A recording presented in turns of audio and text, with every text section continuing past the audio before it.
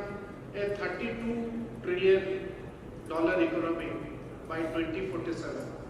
By that time, we will be completing 100 years of our independence.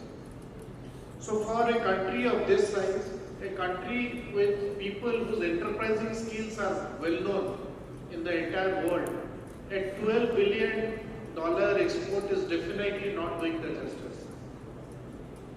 I was comparing our exports with China's. China, of course, is quite big in terms of plastic exports.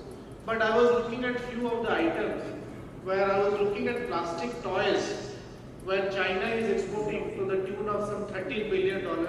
Ours is only about 130 million. In FIBC, they have more than 5 to 6 billion of exports. We are much below 100 million.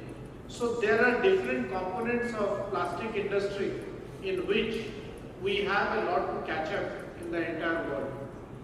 It's but fitting that PLEXCONCIL has taken this initiative to come up with these kind of big size events, and we hope that this will continue in future and we'll have more and more such RBSMs in India, where buyers from all over the globe are able to come over and interact with our plastic industries, see the quality as well as the range of products, and are able to trade better with India.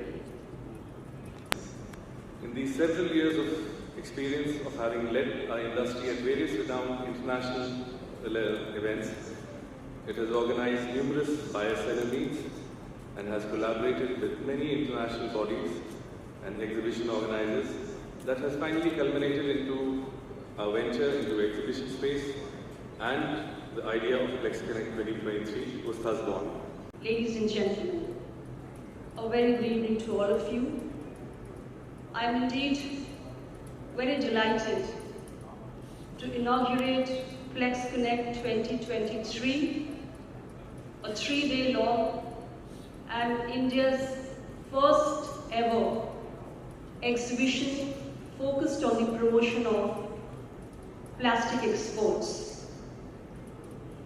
I would like to compliment Mr. Chairman and his entire team.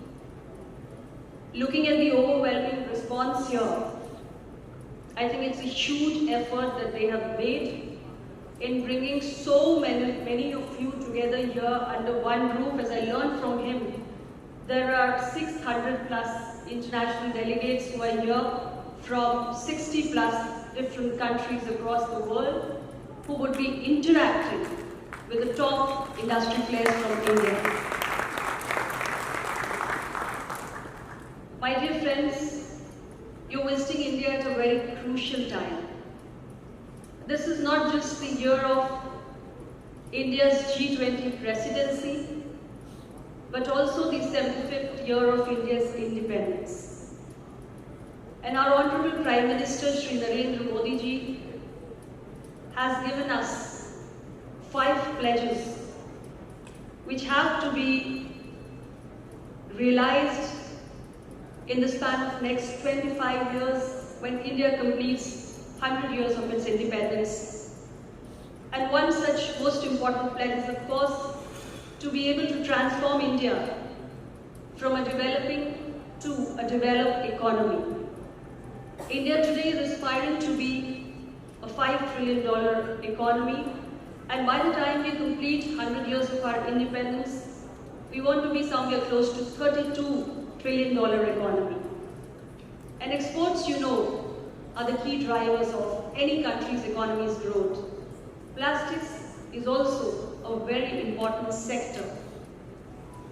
I'm very happy to learn that we have business delegations from Uzbekistan, Kyrgyzstan, Korea, Brazil, Mexico, Indonesia, Israel, and so many other countries. I think it is a great opportunity for you to interact with our top key players in the plastic sector and make some technical and commercial cooperations which would be useful in the long run insofar as your business interests are concerned.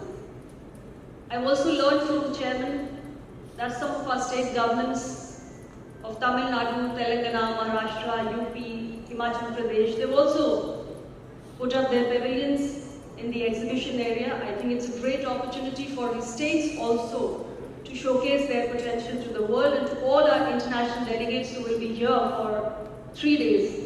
In fact, Mr. Chairman told me that there were more people willing to come, but they were not able to accommodate.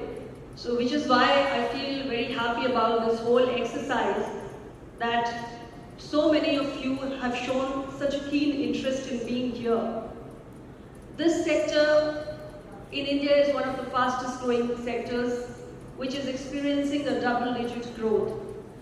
And as Mr. Sarangi also mentioned, that this is a sector which permeates entire spectrum of our everyday life, and this is a sector which is a huge employment generator. Close to 5 million people get their bread and butter from the plastic industry. So it is contributing a big way to India's economy and also to the growth of some of the other key sectors like construction or automotives or electronics or healthcare, so many other sectors. So this is one sector which needs a lot of attention. And India has today become one of the biggest suppliers of the good quality raw materials, and also it has a significant position insofar as the exports of the value-added products are concerned. We also have an ambition to make exports worth $25 billion by the year 2027. As on today, it is, this year when we release the data, it's close to $12 billion. And this is just 1% of the total global exports of plastic which is taking place. So if we jump from 12 to 25 in the next 3-4 years, it's going to be an increase of next 1%. But I agree with my additional secretary that this is a sector where the potential needs to be fully realized, fully exploited, and there is so much scope to do more. Today, we are in the times when the global uncertainties are very high. COVID-19 pandemic has jolted the whole world, but the Indian economy continues to be one of the fastest growing economies. It is the 5th largest economy in the world today, and it is going to be the 3rd largest in the next 2-3 years' time. Today there is a renewed focus, a growing concern about the global supply chain disruption. Almost on every international platform, this is one issue which is being discussed. It's a common concern for all the countries, the way Corona has disrupted the global supply chains.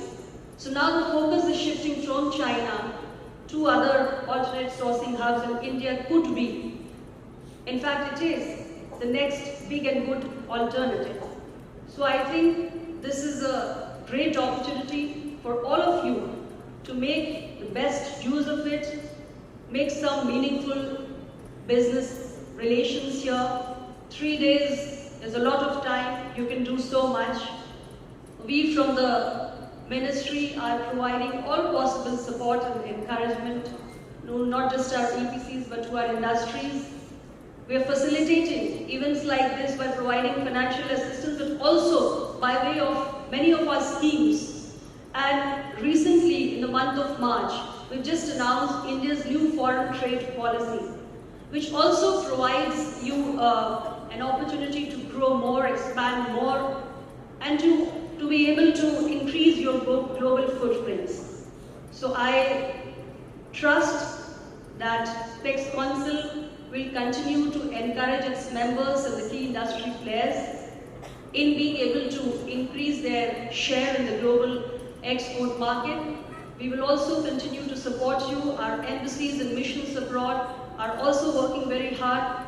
They're engaging constantly with the ministry, with the department, with the EPCs to make sure that within their geographies, the exports are promoted in a big way. And I think together we can work like one big family, and we can come closer and we can make this even bigger than what it is today. So ladies and gentlemen, my last appeal to you would be, of course, regarding the most important concern for the entire world today. climate change, environmental concerns which are arising out of the poor disposal of plastics. I was discussing this with Mr. Chairman. He was telling me that the industry is already into action on this issue. There is more deliberation, more thought, more action which needs to go into reducing, reusing and recycling plastics, because we all understand while plastic permeates the entire spectrum of our everyday life, it is also in a way becoming an environmental hazard. So India now talks about say no to single-use plastics, and there could be many other ways in which we could tackle this challenge of environmental damage that is being caused, and I think it's a very serious issue. While promoting exports, we must also think of protecting our own environment, our own planet, because if we do not have our planet, we will not have a future, we will not exist. So while pursuing our business interests, we also have to show our concern. As I said earlier also, Ministry of Commerce and Industry, we are already promoting and supporting participation of our exporters in the international trade events by way of providing them financial assistance and also giving them policy support. We've just announced our new foreign trade policy, and there are very many schemes which the exporters are already making use of. We want this sector to grow. We want the whole export share of India to grow. As I said earlier, that we want to achieve $2 trillion of exports by the year 2027. So plastic as a sector also has to make its contribution, like many other sectors. Thank you so much. You have any question? Yes, ma'am, just one question. So recently we could see Mr. Modi coming up with a very innovative initiative wherein he had recycled plastic bottles and he was wearing the jacket. So can we expect more such initiatives coming forward? See, as I told you, environment is a big concern for us. This is the year of India's presidency, and look, she is asking, how do I look here and answer? Please don't interrupt. Okay, this is the year of India's G20 presidency. What is our theme? One Earth, one family, one future. And environment is a big concern for the whole planet now. VIP tour, they will be coming to your stall right now. That's thank you, ma'am. Thank you. Honorable Prime Minister has started the idea of say no to single-use plastic. While plastic cannot be eliminated from our lives because it contributes and it is now a part of most of our health appliances, our agriculture machinery, our construction equipments, our electronic devices. So it permeates every sector of our lives.